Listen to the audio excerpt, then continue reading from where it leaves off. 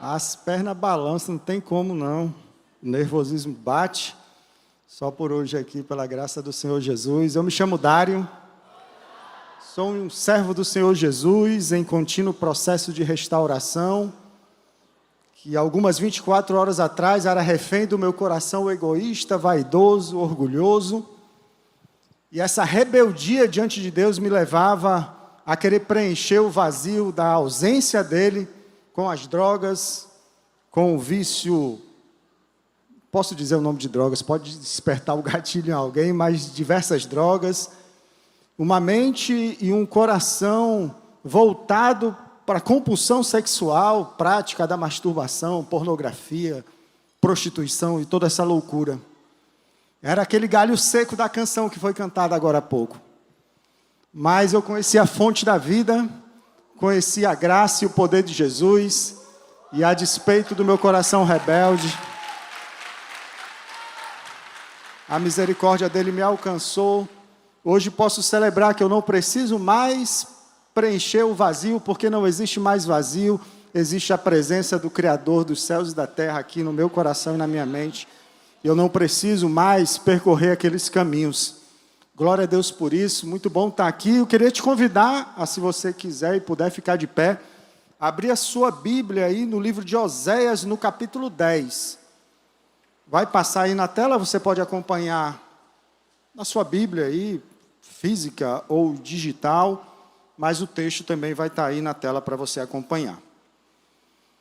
Diz assim a palavra de Deus, Oséias 10, vamos ler todo o capítulo 10 aqui. Como Israel é próspero, é uma videira viçosa cheia de frutos, mas quanto mais seu povo enriquece, mais altares idólatras constrói. Quanto mais fartas suas colheitas, mais belas suas colunas sagradas. O coração dos israelitas é inconstante, são culpados e devem ser castigados. O Senhor derrubará seus altares e despedaçará suas colunas. Então eles dirão: não temos rei, pois não tememos o Senhor. Mas, ainda que tivéssemos rei, o que ele poderia fazer por nós? Proferem palavras vazias e fazem alianças que não pretendem cumprir. Por isso disputas legais brotam em seu meio, como ervas daninhas num campo arado. Os habitantes de Samaria tremem de medo por causa do bezerro em Bet-Aven, e por ele lamentam. Embora seus sacerdotes idólatras se alegrem com o bezerro, será removida a glória de seu ídolo. Será levado para a Síria como presente para o grande rei de lá. Efraim será humilhado e Israel envergonhado, porque seu povo confiou nesse ídolo. Samaria e seu rei serão cortados fora e ficarão à deriva, como um pedaço de madeira lançada no mar. Os santuários idólatras em Aven, onde Israel pecou, serão destruídos. Espinhos e mato crescerão ao redor de seus altares. O povo suplicará aos montes: soterrem-nos, e pedirá às colinas: caiam sobre nós. Ó Israel, desde o tempo de Gibeá só houve pecado e mais pecado. Não foi com razão que os perversos de Gibeá foram atacados? Agora, quando me parece melhor, eu também os atacarei. Convocarei os exércitos das nações para castigá-los por seus muitos pecados. Israel é como bezerra treinada que pisa o trigo, um trabalho fácil que ela gosta de fazer. Mas eu colocarei um jugo opressor sobre o seu pescoço delicado, obrigarei Judá a arar e farei Israel lavrar o solo endurecido.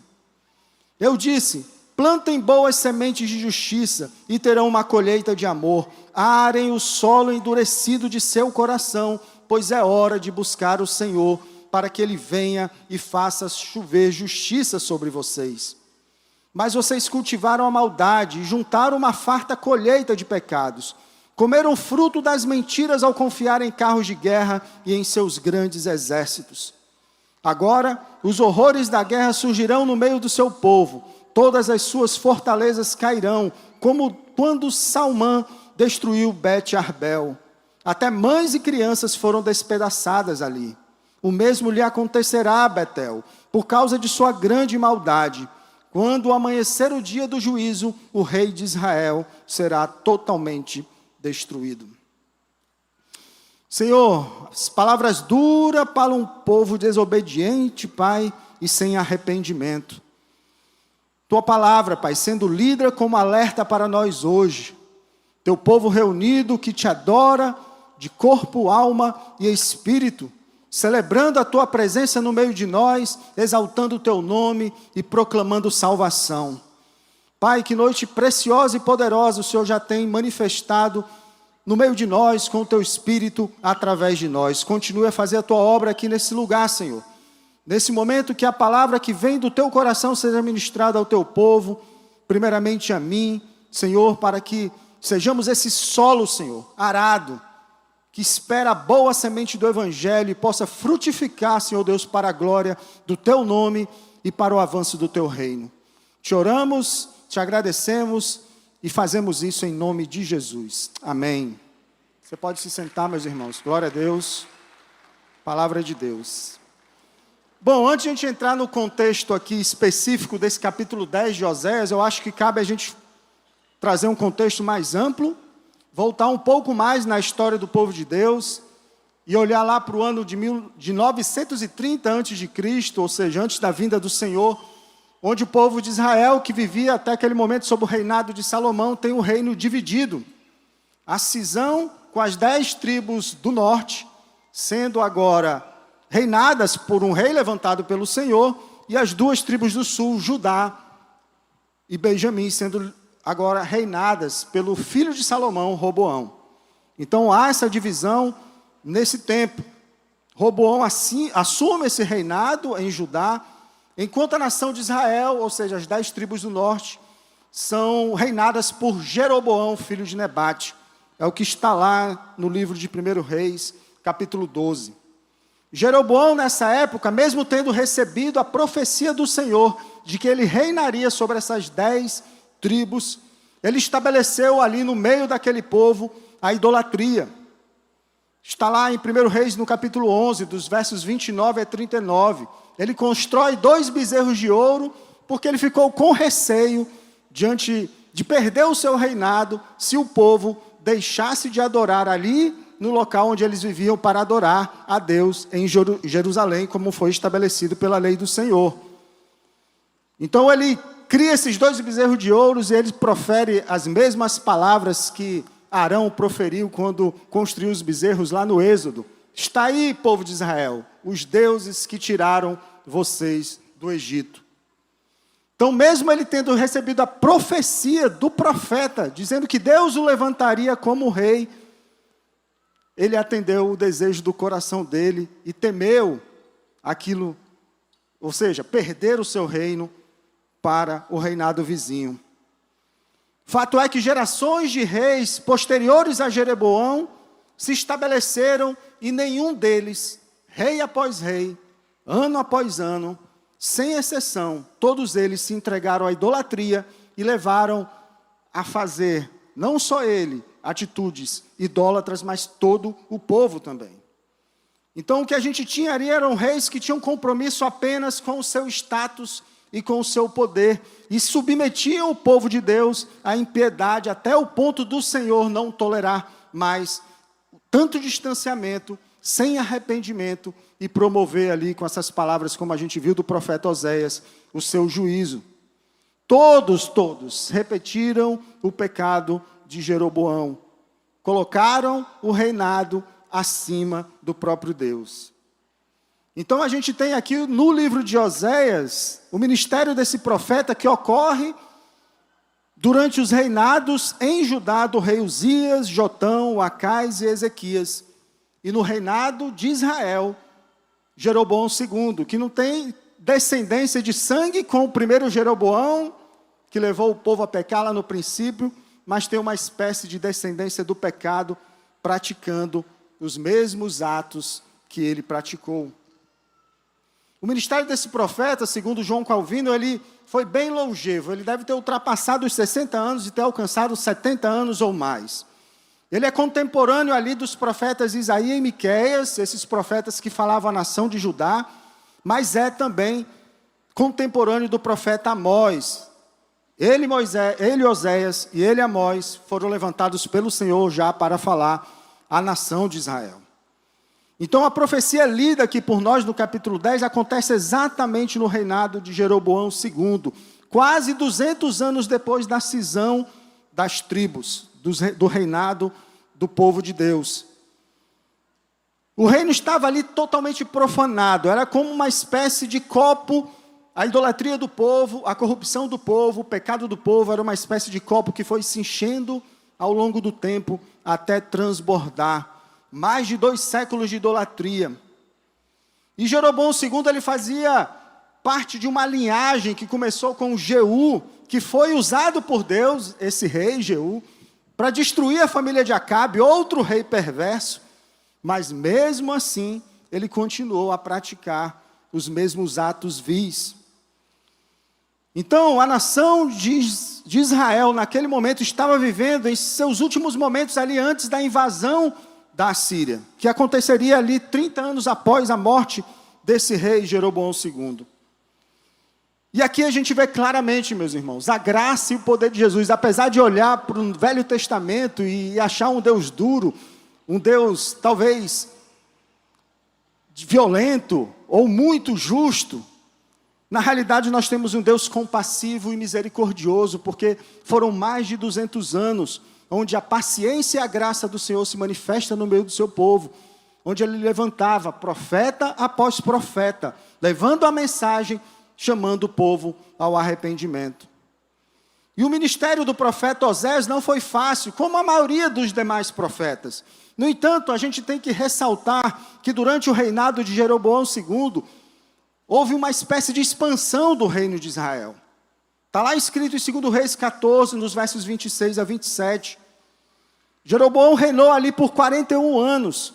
E naquele tempo, Deus fortaleceu a nação de Israel com um grande exército e uma expansão do reino e abundantes riquezas. Então o desafio de Oséias era o quê? Falar com o povo ou falar com o rei, cujo governo, cujo reinado estava em plena expansão. Então como convencer um povo disso? De que os seus caminhos estão errados, que as suas atitudes estão incorretas, se a expansão das riquezas, do governo e do poder estavam acontecendo. Como dizer que um rei tão forte estava prestes a ser destruído? Porque talvez o que se passava na mente do povo era o seguinte: não tem nada errado com isso. Está tudo dando certo.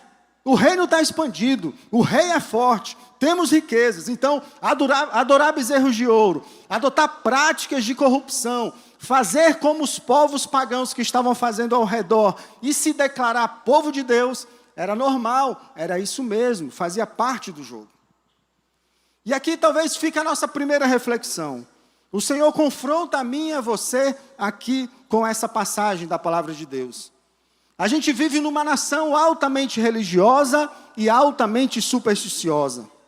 É o sinal da cruz, é o Cristo que divide espaço com os santos, é a mandinga, são os objetos da sorte. E tudo isso voltado para quê? Para a resolução dos meus problemas, assim como estava acontecendo naquela época. O que eu preciso fazer para Deus me abençoar? É andar de joelhos? É cumprir promessa? É me ajoelhar, carregar a santinha aqui do lado? É pagar o dízimo? É pedir ao pastor que abençoe os meus empreendimentos? É patrocinar o evento religioso? É a caridade? O confronto aqui da palavra de Deus com o profeta Oséias é para o brasileiro idólatra, mas também é para o crente idólatra. Porque a idolatria não está apenas no objeto. Até porque hoje ser crente está na moda, né?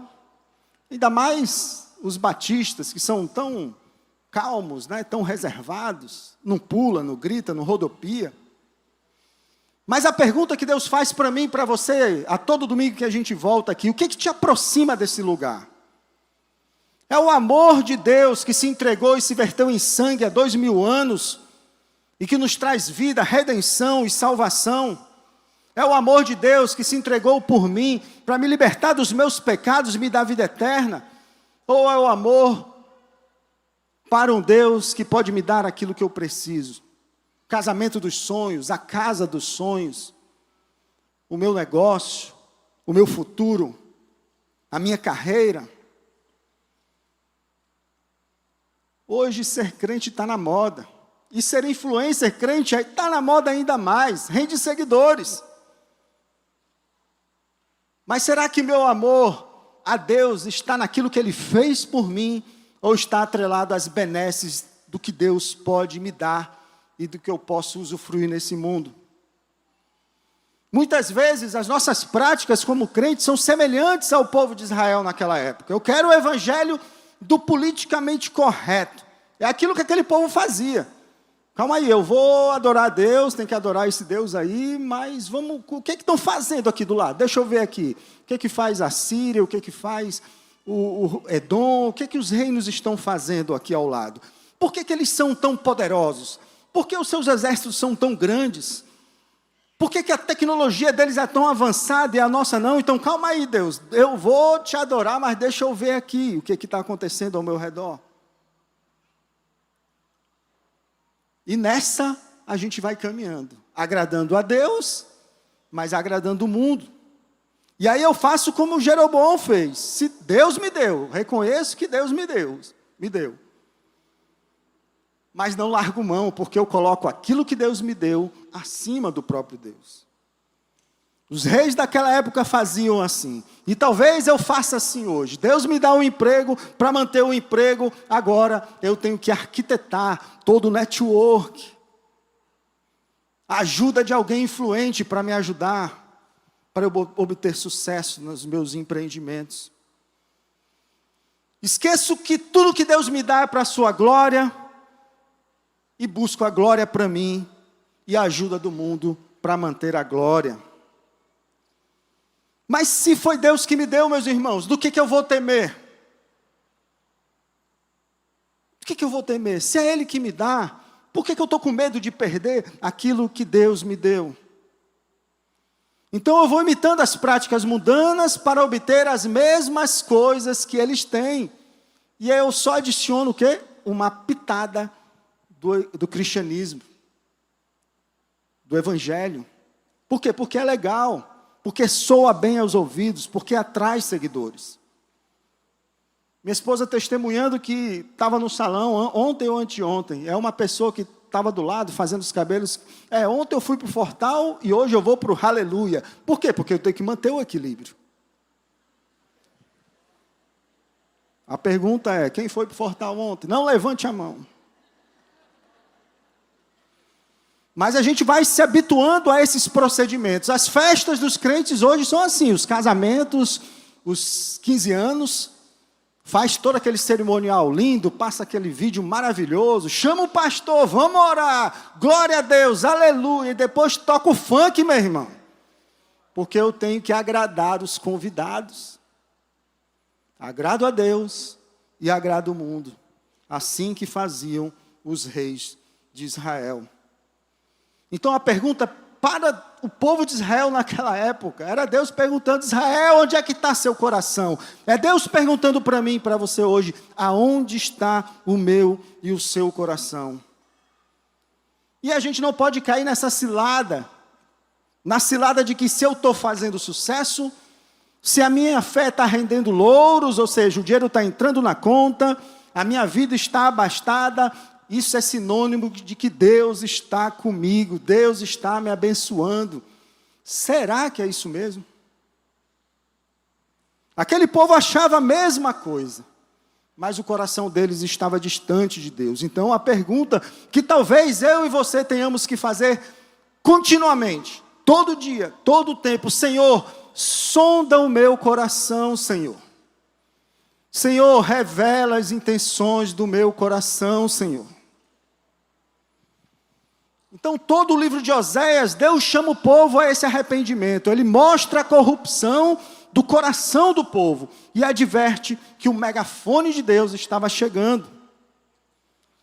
Mas o que isso tem a ver comigo e com você hoje? Quais as lições que a gente pode tirar desse texto bíblico para a nossa caminhada? A gente está vivendo a série Solos, né? O tempo de falar sobre os solos. Falamos já no primeiro trimestre sobre o semeador, o cuidado com o nosso corpo, mente e espírito. Falamos sobre a palavra de Deus no segundo trimestre, que é a semente. E agora vamos falar sobre o solo. Já estamos falando sobre o solo. Isto é, o meu coração. Esse terreno aqui. Quando falo coração, é mente, é intelecto. Será que está apto para receber a boa semente do Evangelho? A palavra de Deus? Será que se ela for plantada no meu coração, será que frutos serão gerados a partir disso? Então o tema dessa pregação é arando o solo. E o que significa arar o solo? O solo é um depósito de todos os elementos que as plantas precisam para crescer. Nutrientes, matéria orgânica, ar e água, para que haja o correto desenvolvimento e o crescimento daquilo que for plantado. É preciso oferecer o quê? Condições ideais para isso. Então o solo tem que ser preparado, tem que ser arado. Não é simplesmente jogar a semente. Há um trabalho a ser feito antes do plantio. E assim como o solo precisa ser preparado, nossa mente e coração também precisam ser preparados. A Bíblia diz lá em 1 Coríntios 3, 9, que nós somos cooperadores de Deus, somos lavoura de Deus. E a cooperação aqui não é só em sermos agentes do reino, proclamando o Evangelho para outros, mas também sermos solo fértil, para que esse Evangelho frutifique na minha vida e na sua vida. E a gente tem que preparar o solo. Tem coisas que Deus espera de nós, que nós vamos fazer. Então o solo, quando ele está devidamente preparado e cuidado, ele pode ser melhorado a cada ciclo de plantação, oferecendo condições necessárias para que a semeadura seja um sucesso. Como ele antecede o plantio, o preparo do solo é um fator determinante para todo o sucesso da plantação, e por isso deve ser realizado com o quê? Com cautela e planejamento. E aí fica uma pergunta para mim e para você hoje. Você planeja a sua caminhada com Deus, meu irmão? Você tem compromisso com o seu crescimento espiritual? Porque a gente se organiza, a gente se planeja para tudo na vida, mas as coisas de Deus quando der, quando encaixar na minha agenda, eu faço. Aqui a nossa igreja, ela busca o quê? Te equipar, te subsidiar de ferramentas e instrumentos para a sua caminhada, para o seu crescimento. Se você não teve a oportunidade de viver o Integração, eu te convido a viver o Integração. Lá você vai conhecer no detalhe cada uma delas. Porque a nossa caminhada, ela não pode ser, como diz o cearense, a Deus dará de qualquer jeito. Deus é que sabe. Quando der eu vou. Quando eu tiver tempo eu faço. E a gente vai se preocupando com tanta coisa nesse mundo, meus irmãos. Técnicas modernas, a ciência, a gente se prepara para tudo, a gente estuda, faz graduação, faz mestrado, faz doutorado, faz o PhD. Para quê? Para quê? Para construir coisas com as nossas mãos. Porque o que a gente quer mesmo é deixar um legado humano. Mas legado humano, meus irmãos, são castelos de areia, num piscar de olhos, tudo se evapora.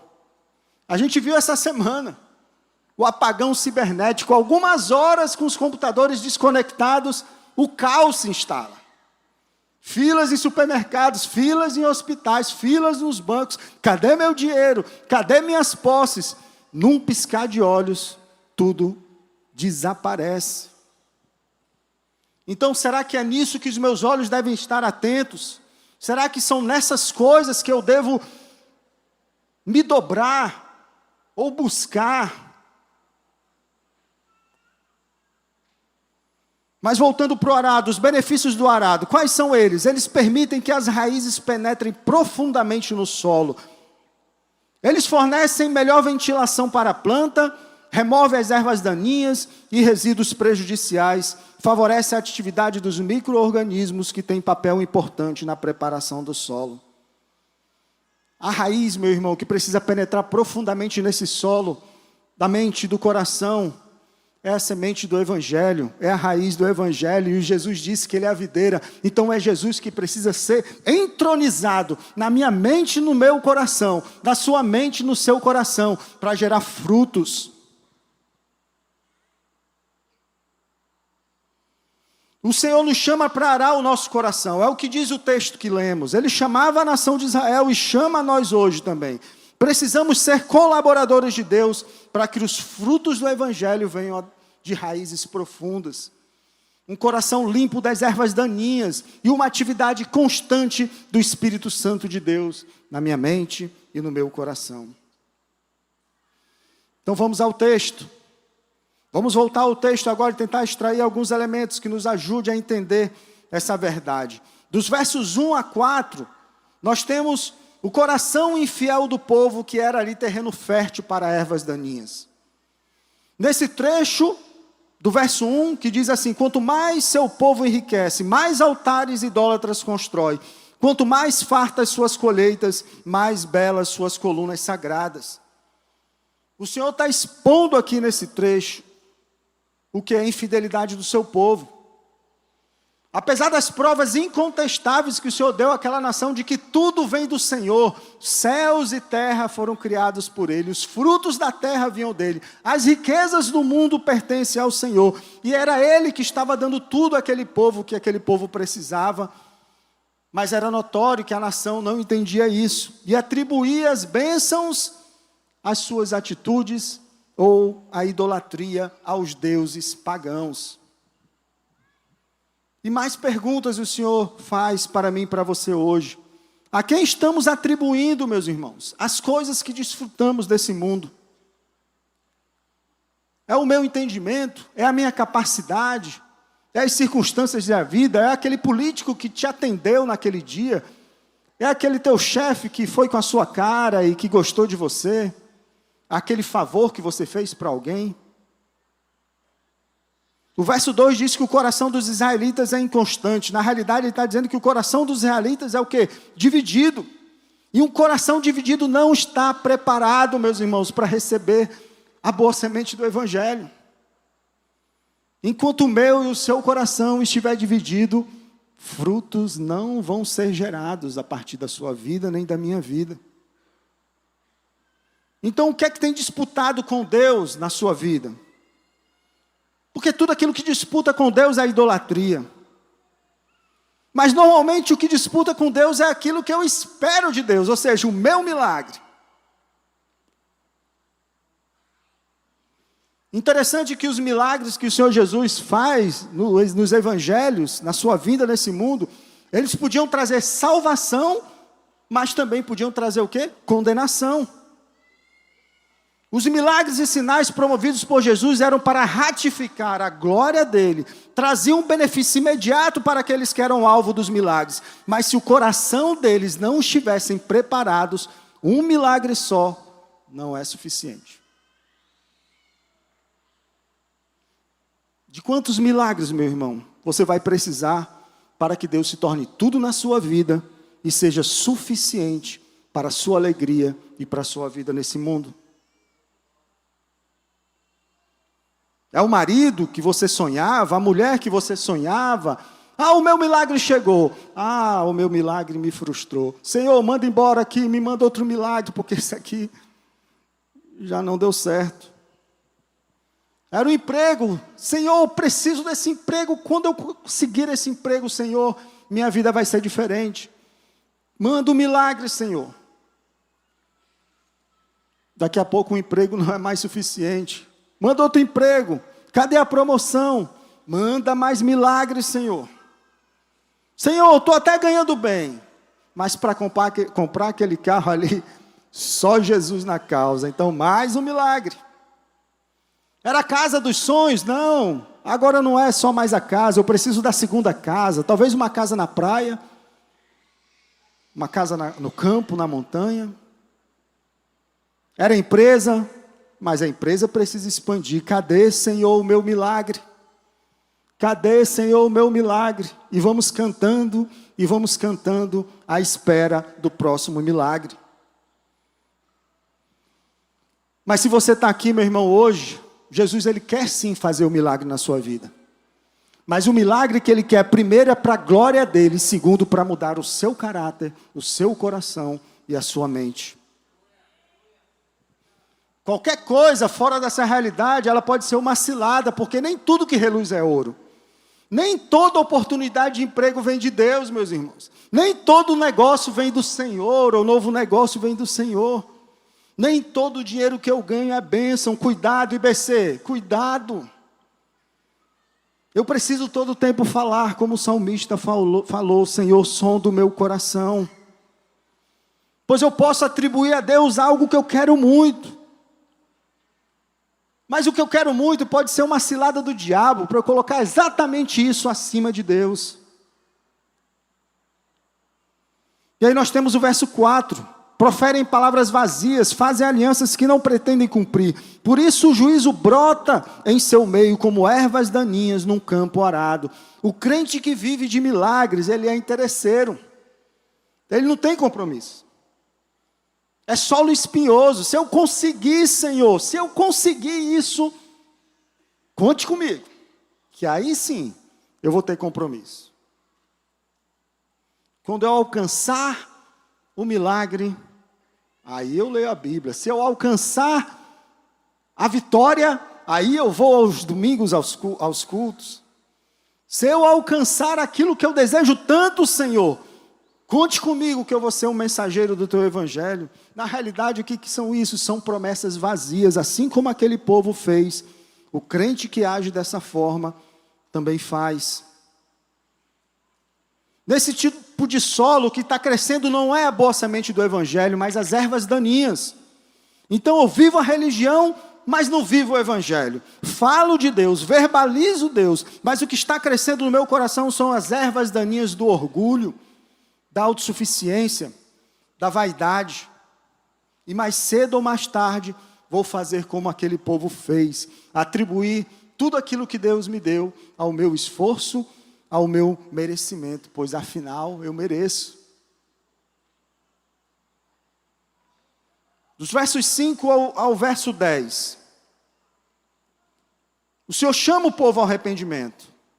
O povo que mora em Samaria teme pelo ídolo em forma de bezerro de Bet-Aven. Seu povo pranteará por ele, como também os seus sacerdotes idólatras, que se regozijavam por seu esplendor, porque foi tirado deles e levado para o exílio. Olha aqui a revelação do profeta. A dor do povo não seria pela ausência de Deus, mas pela ausência daquilo que Deus tinha dado a eles.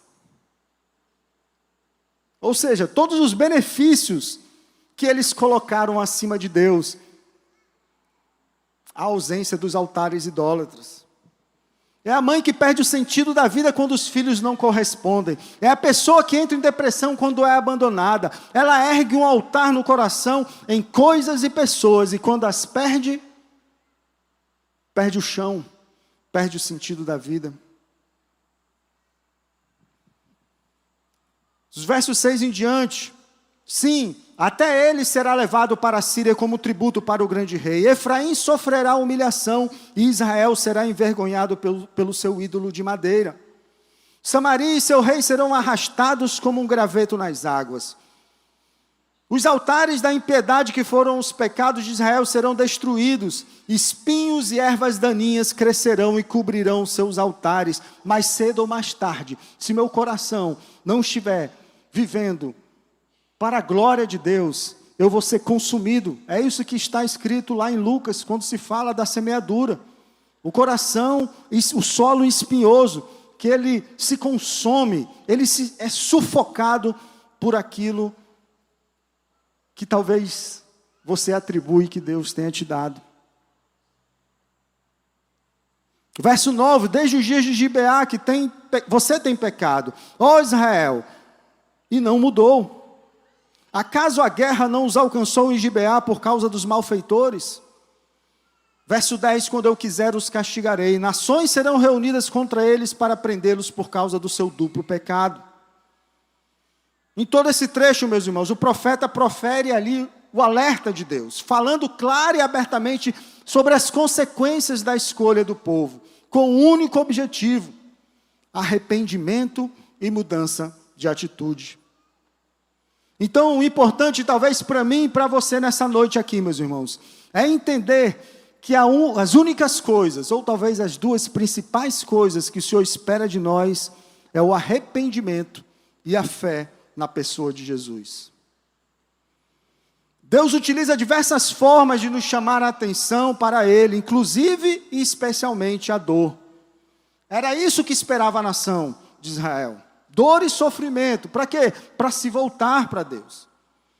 Então o chamado de Deus vai promover no meu coração primeiramente o quê? O arrependimento. A convicção dos meus erros. A certeza da minha natureza pecadora. O Senhor nos chama a sair da negação. A entender a minha falibilidade, a falibilidade humana. E a consequência disso é uma atitude de fé.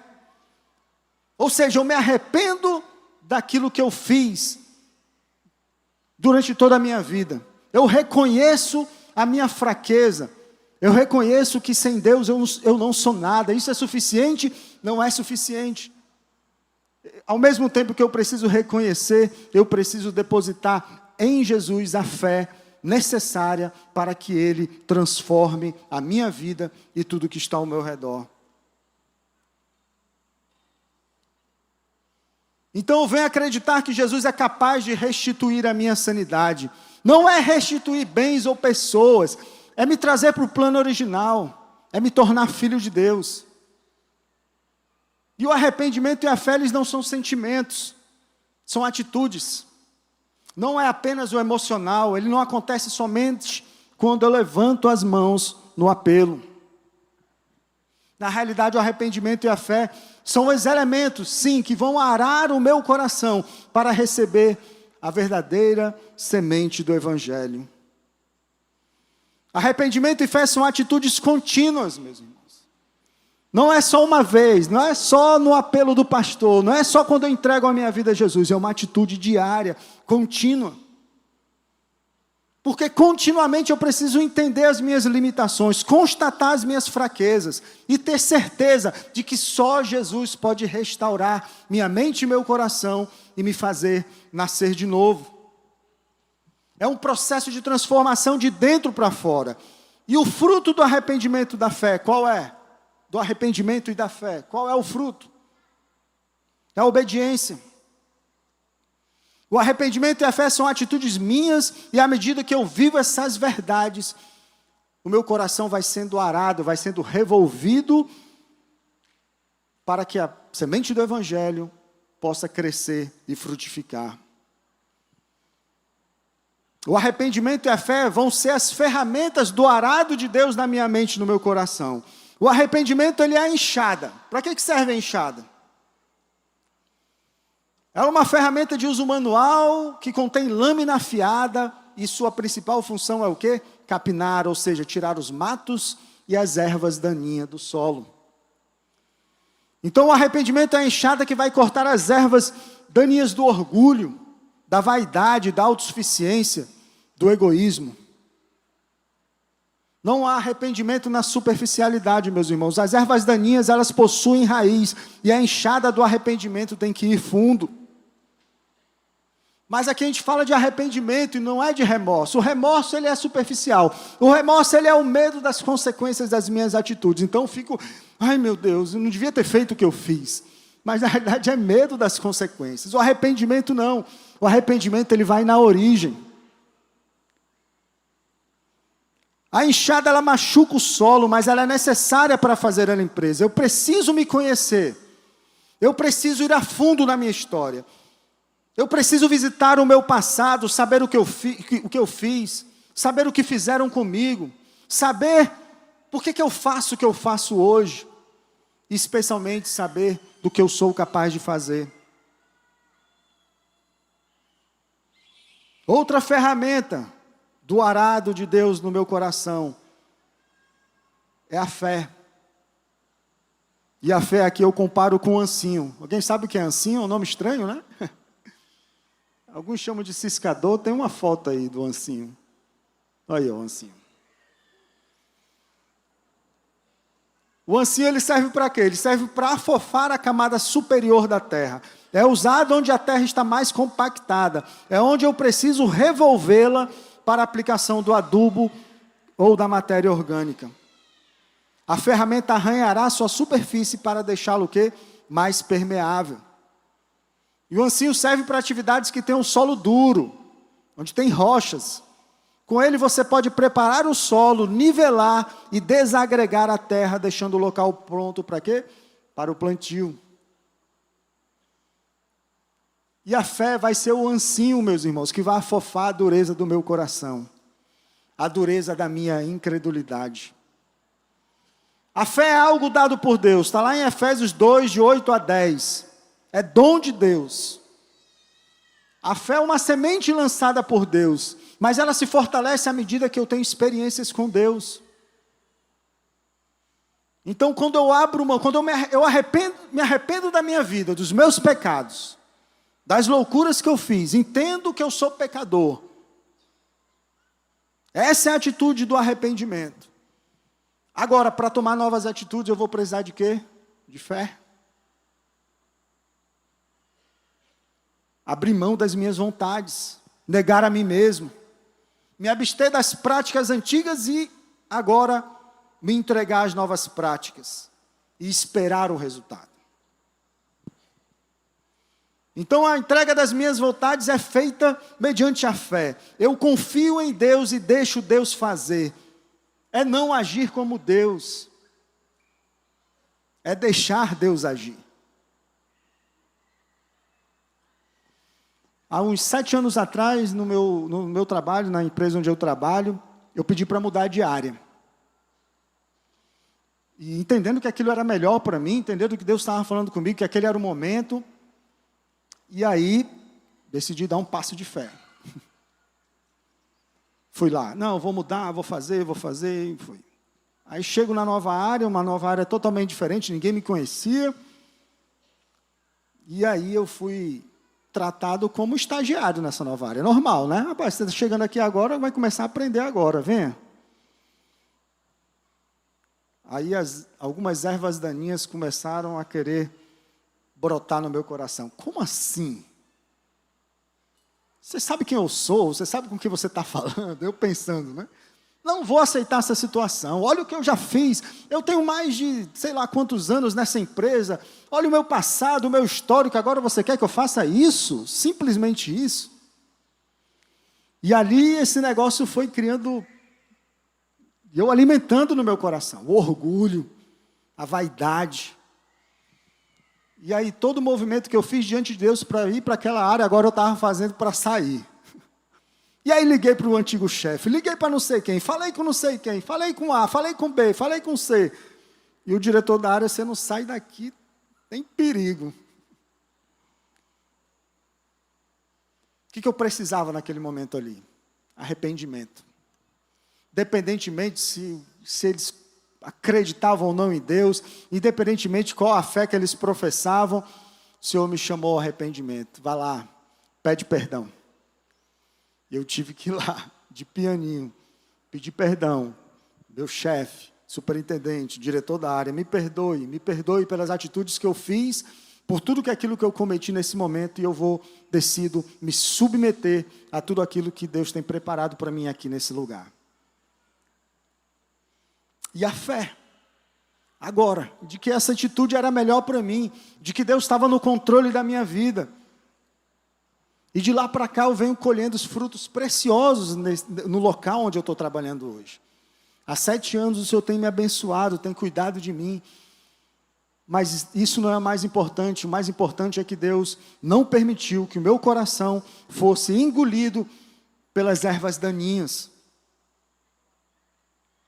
Me lembro também que recém-convertido, né, tive problemas sérios de relacionamento com a minha família.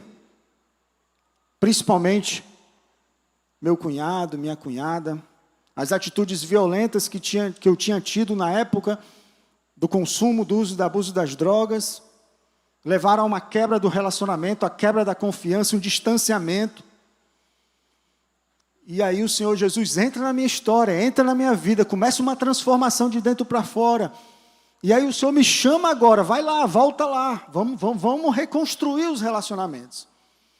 E eu lembro que minha primeira atitude com o meu concunhado, Fábio, foi lá, querer me aproximar, querer conversar. Cara, vamos conversar, vamos bater. Aí encontrei com ele, fui bater um papo com ele. E ele foi extremamente duro comigo. Me ignorou. E aquilo foi como um tapa na cara para mim naquele momento. E aí o meu coração começa a inflar. E eu pensando, rapaz, com quem esse cara pensa que está falando? Eu sou restaurado pelo Senhor agora. Ele tem que entender que eu estou vivendo um processo, que eu não sou mais aquele. Não falei isso para ele, mas meu coração se encheu daquilo. Então o Senhor vai trabalhando, né? É o mudar, é o de dentro para fora. Senhor, quem é você para querer alguma coisa? Olha o teu passado, olha o que você fez. Ninguém mais confia em você. Então vai lá, está na hora de se levar um tapa na cara, está na hora o quê? Oferece a outra face. E fui lá, insisti no relacionamento, permanecemos insistindo, eu e minha esposa, voltamos a nos relacionar, voltamos a conviver. Aos poucos aquela quebra foi sendo reconstruída. E hoje, para a glória de Deus, meu cunhado, a minha cunhada, toda a sua família, entregaram a vida a Jesus. E a gente pode viver um novo relacionamento para a glória de Deus. E o negócio é tão lindo que o tapa na cara foi entre eu e ele. Só tinha eu e ele batendo papo naquela hora. Só eu e ele. Mas 3 anos depois, ou alguns anos depois, eu não me lembro, nós tivemos um encontro para celebrar o Natal. Estava eu, ele, a minha família, a família dele e a família dele de origem. Ou seja, tinha umas 20, 30 pessoas naquele lugar. E a gente reunido ali, celebrando o Natal. E ele pede a palavra. E pede perdão a mim na frente de toda a família. Muito lindo, né, o agir de Deus? Muito poderoso o agir de Deus. Arrependimento leva a nova atitude. E a nova atitude eu preciso ter fé, entender que essa nova atitude é Deus que vai conduzir e os frutos vão ser gerados. Novas atitudes são fruto de um coração arrependido, um coração que sabe da sua natureza pecadora. O problema é que muitas vezes achamos que o arrependimento é aquela atitude isolada no dia que entreguei a vida a Jesus. E depois eu começo a me achar o quê? Merecedor. E começo a atribuir a minha atitude de obediência com aquilo que eu faço, com a força do meu braço. Olha como eu sou bonzinho agora. Olha como eu vou para a igreja todo domingo. Olha como eu contribuo com minha oferta, com meu dízimo. E como os crentes gostam disso. A gente olha para a Bíblia e diz, nossa, como essa nação de Israel é pecadora. Quando a gente faz o mesmo. Verbalizamos que Deus nos deu, mas não estamos preparados para perder a nossa vida com o Senhor Jesus, meus irmãos. É a vida de entrega. Entregar a minha vontade. Entregar os meus desejos. É ir na contramão daquilo que o meu coração quer que eu faça.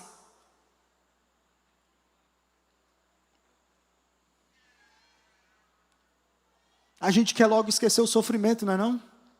Eu quero também. Eu não quero viver o passado de novo. Eu não quero lembrar das loucuras que eu fiz, de quem eu magoei, de quem eu causei sofrimento. Mas o problema é que esquecer do passado me torna orgulhoso pelo presente. E o presente presente é presente. O nome já diz. Alguém me deu. E foi Deus que me deu. Em João 15,5, Jesus fala isso claramente: sem mim, nada podeis fazer. Somos agraciados, e graça é presente, é dado por Deus. Por isso, todo tempo eu tenho que lembrar, não é olhar para o passado para viver o passado, é olhar para o passado para entender a graça e o poder de Jesus que me trouxe para esse presente. Não é viver na autocomiseração, no coitadismo, na autodepreciação. Na realidade, é a constatação da minha condição pecadora. E a Bíblia, ela fala isso todo o tempo. O Senhor todo o tempo chama a atenção do povo através dos seus profetas para lembrar de onde Ele tinha tirado aquela nação.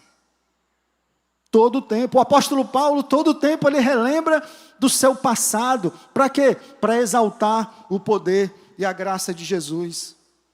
Arrependimento é uma prática diária, meus irmãos. Ela não é um evento só nas nossas vidas.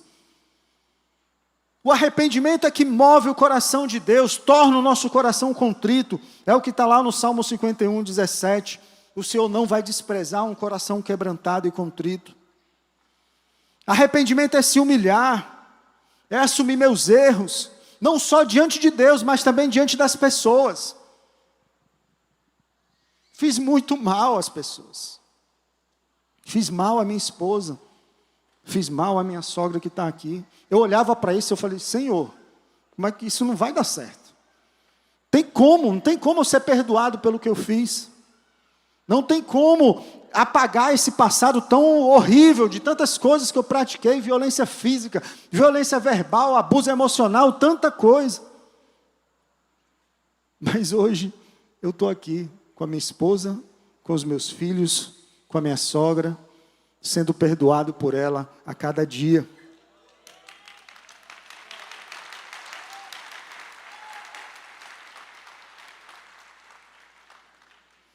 Essa semana, uma irmã do nosso GR ligou para mim, avisou para minha esposa, e tinha dito que tinha tido um episódio do GR onde eu tinha machucado ela, eu tinha falado algo que tinha ferido ela.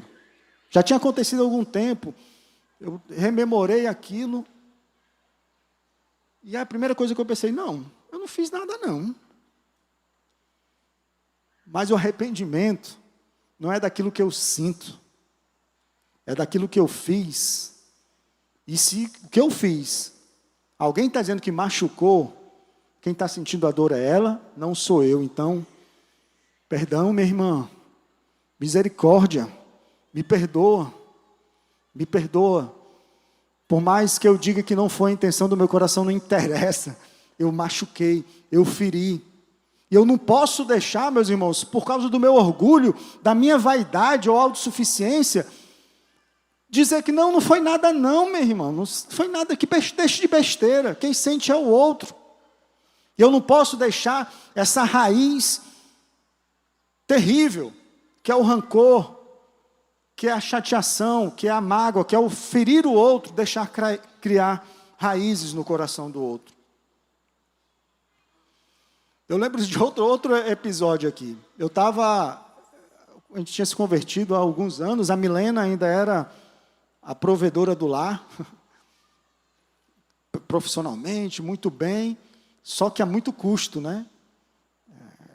A muito custo.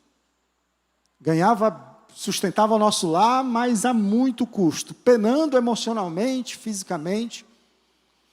E aí a gente estava saindo, pronto, agora eu lembro, abril de 2009. Estava saindo com as crianças para apresentar no culto de quarta, lá no Querigma. Eu corro na frente, estávamos atrasados, eu e Sarinha, a gente corre na frente.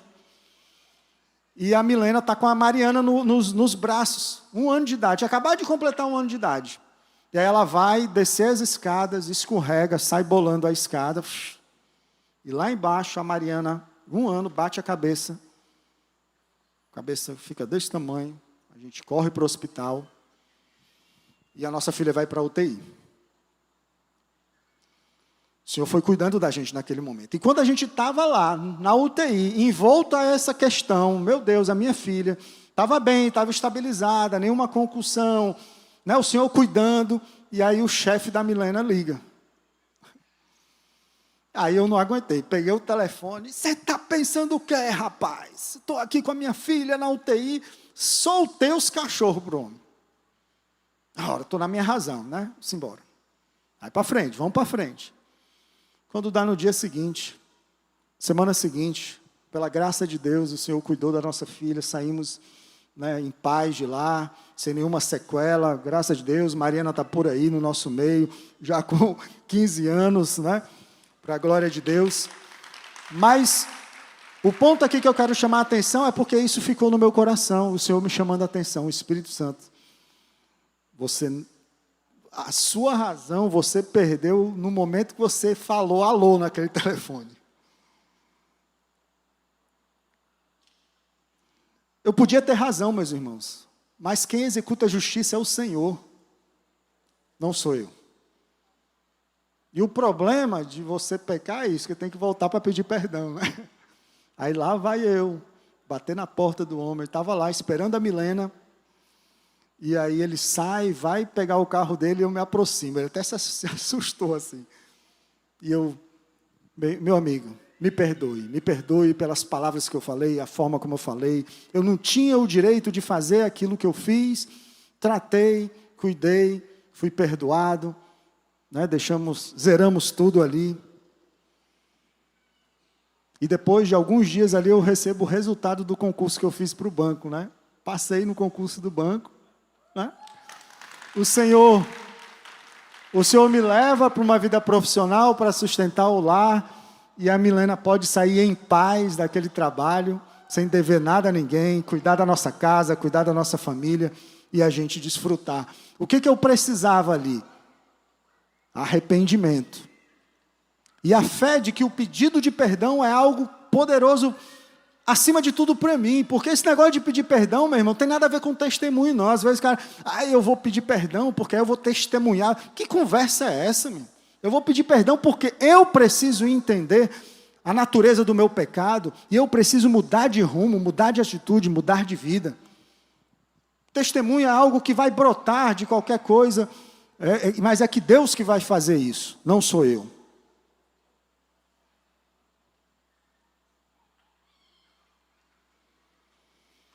Então eu não posso fazer como fez Jeroboão, né?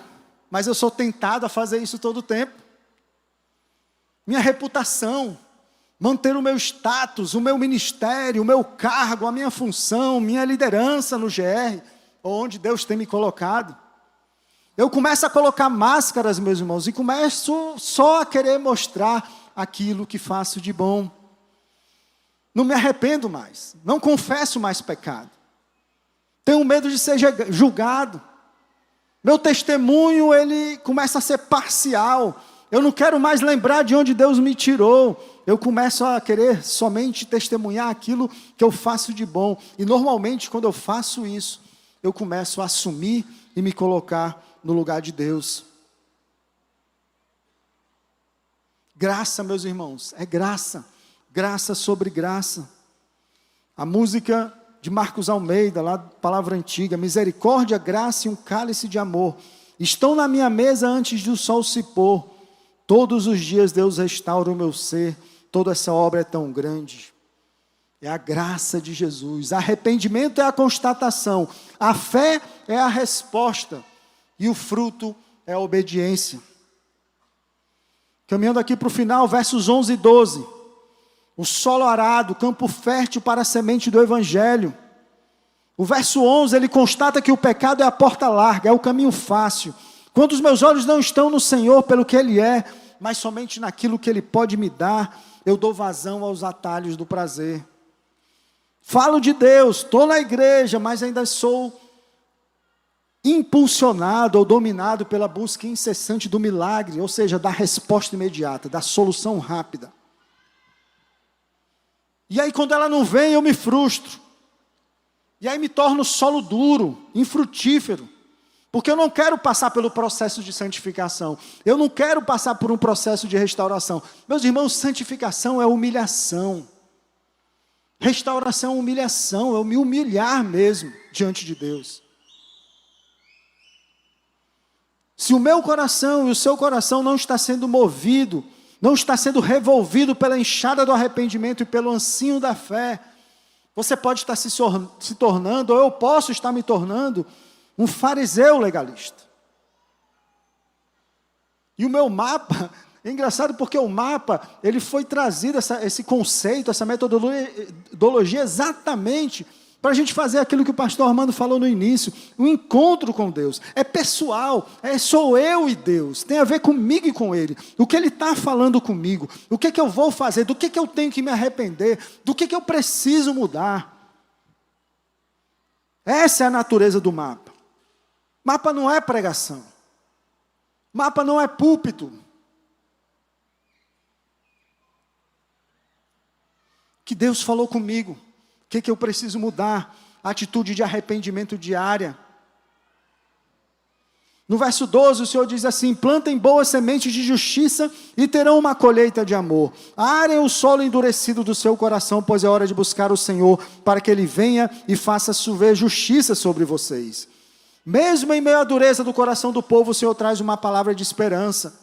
A misericórdia de Deus é infinita, meus irmãos. A sua paciência, ela é inesgotável. O Senhor ama o seu povo e não vai medir esforços para trazer o seu povo ao arrependimento.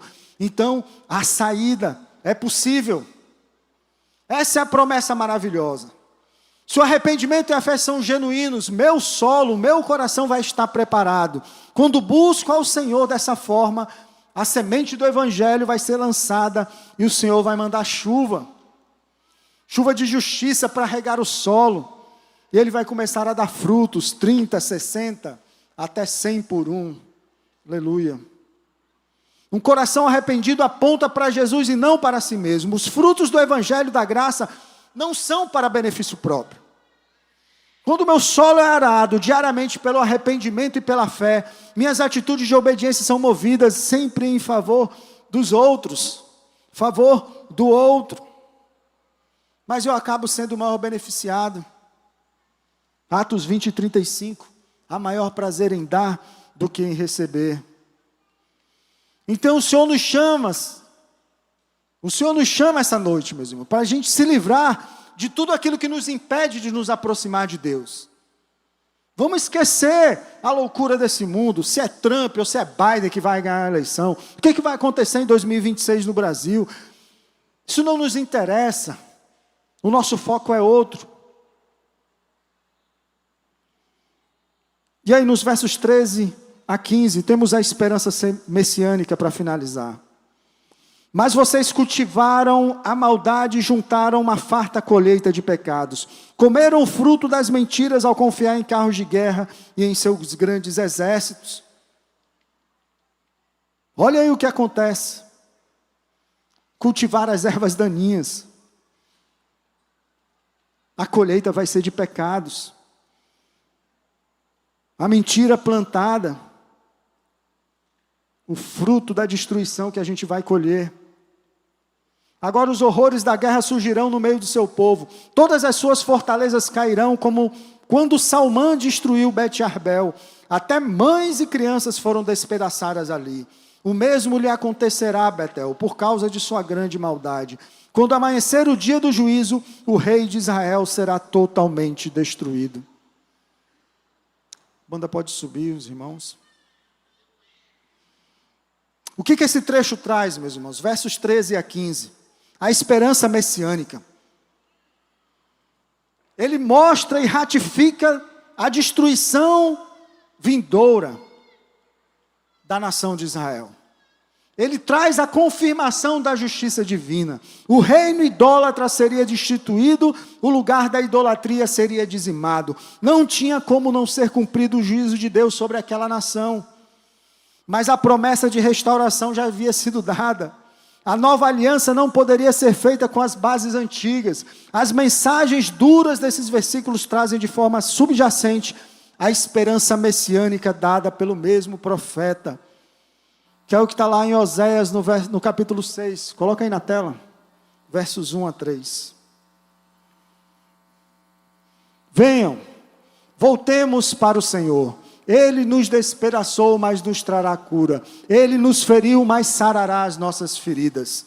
Depois de 2 dias, Ele nos dará vida novamente. Ao 3º dia, nos restaurará para que vivamos na sua presença. E olha que lindo o verso 3. Conheçamos o Senhor, esforcemo-nos por conhecê-lo. Tão certo como nasce o sol, Ele aparecerá. Virá para nós como as chuvas de inverno, como as chuvas de primavera que regam a terra. Aleluia. A salvação em Cristo foi prometida àquele povo e foi cumprida em nós, hoje, aqui, agora. Temos toda a revelação em nossas mãos. Palavra de Deus completa, nas nossas mãos. O que o Senhor quer fazer em mim e você é que a gente desfrute de tão grande salvação, meus irmãos. Que sejamos esse solo arado pelo arrependimento diário dos nossos pecados e limitações, das nossas dificuldades. E que tenhamos essa fé genuína. Que, Senhor, com novas atitudes é possível viver diferente. Com novas atitudes eu sei que a Tua mão poderosa vai agir. Com novas atitudes eu sei que a Tua graça vai continuar me alcançando. O Senhor quer usar, meus irmãos, cada dor do meu passado, cada limitação do meu caráter como instrumento de santificação nas suas mãos. A luta do velho homem aponta para o santo, aponta para a minha necessidade de depender do poder de Jesus para novas escolhas, depender de Jesus para tudo. Arrependimento é a constatação, a fé é a resposta e o fruto é a obediência. Temos um último versículo aí, um trecho do versículo de Isaías, capítulo 30, verso 15. Diz o soberano Senhor, o Santo de Israel: no arrependimento e no descanso está a salvação de vocês, na quietude e na confiança está o seu vigor.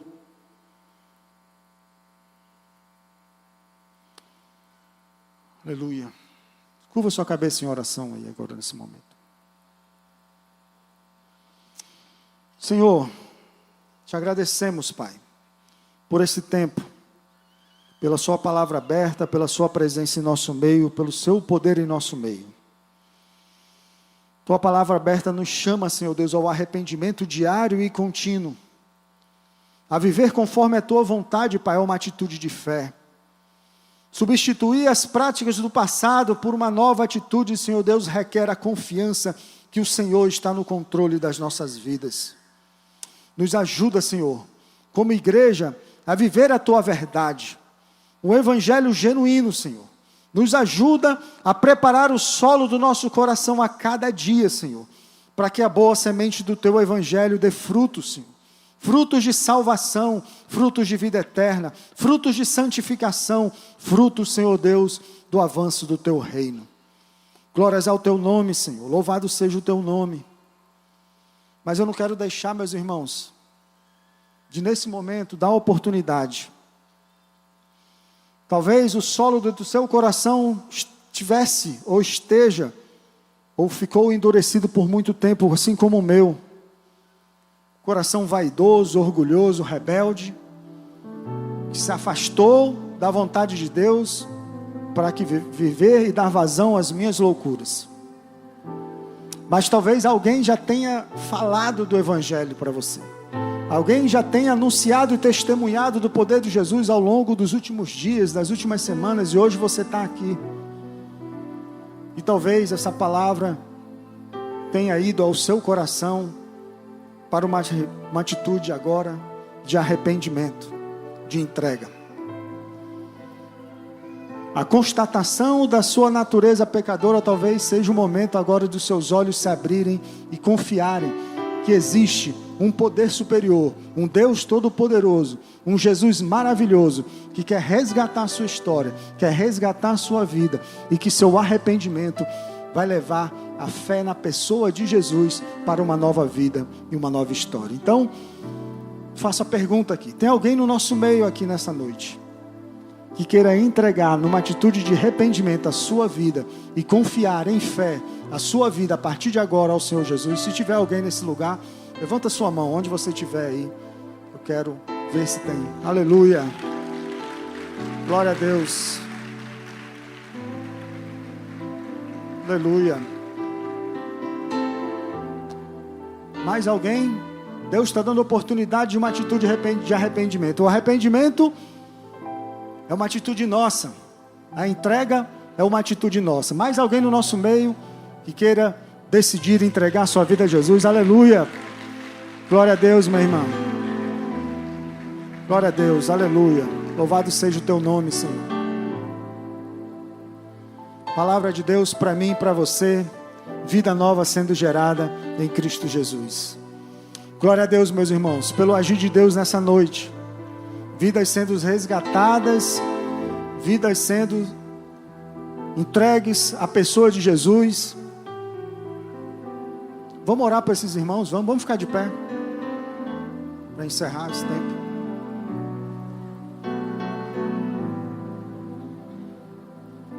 Vem aqui na frente esses que entregaram a vida a Jesus. Se você puder vir aqui na frente e te orar por vocês. Amém? Estenda suas mãos aqui para a vida desses irmãos. Vamos abençoá-los aqui e recebê-los na igreja de Jesus. Pai, nós te adoramos e te louvamos, Senhor. A obra não é humana, Pai. A obra é tua, Senhor. É o teu poder que se manifesta em nosso meio. E nós ficamos a cada semana, Senhor Deus, a cada encontro, estarrecidos, Senhor Deus, diante de tamanho poder, de tamanha graça, de tamanha misericórdia, Senhor. Obrigado, Senhor Deus, pela sua palavra que veio ao nosso coração nesta noite. Mas te agradecemos ainda mais por presenciar, Pai, que novas vidas foram formadas hoje para a tua glória, Senhor. Vidas que foram entregues a ti nesse momento, que fazem agora parte da família de Deus. São recebidas agora pelo povo de Deus, Senhor. E agora a sua atitude de fé e arrependimento contínuo vão gerar, Senhor Deus, frutos para o avanço do teu reino. Confirma a cada dia no coração desses amados irmãos a sua decisão, Senhor.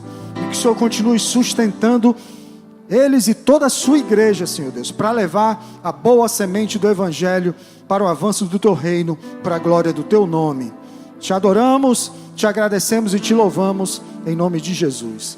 Amém, meus irmãos. Uma semana abençoada. Deus abençoe.